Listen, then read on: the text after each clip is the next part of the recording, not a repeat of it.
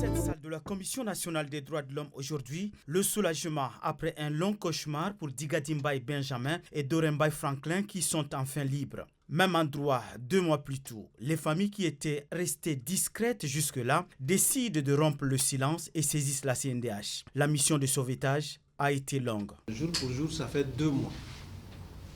2 mois que les parents de ceux que vous venez de les voir nous ont saisis. Nous avons pris à bras le corps puisque c'est une question de traite et que nos lois, notre constitution et les engagements pris par le Tchad l'interdisent formellement. Nous avons saisi le ministre de la Sécurité publique et le ministre de la Justice à l'effet de nous aider. Dans un premier temps, pour localiser le bourreau et leur position. Et le ministre de la Justice à l'effet d'engager aussi une procédure judiciaire contre ceux qui les ont détenus pendant les 6 années. Les enquêtes ont été menées par les services spéciaux de Bardaï. Tous les corps constitués ont été mobilisés, ils ont été localisés avec leur bourreau et ils ont été amenés à Bardaï. Selon Bellegarde, l'armée Jacques, la libération de ces jeunes marquera un tournant pour mettre fin à ce genre de comportement. La CNDH se porte partie civile.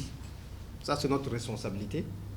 Et nous allons poursuivre la démarche qu'il faut parce qu'il ne faut plus que ces actes se répètent et se perpétuent.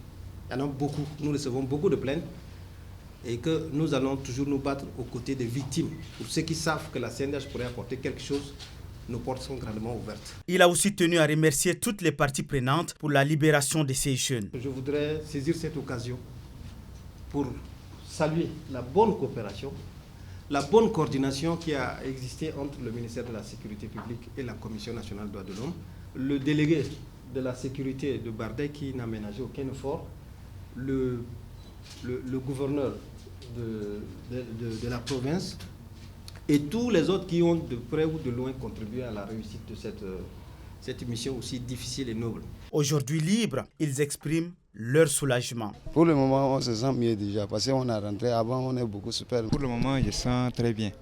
Avant, on a souffert, mais pour le moment, là, je sens très bien maintenant.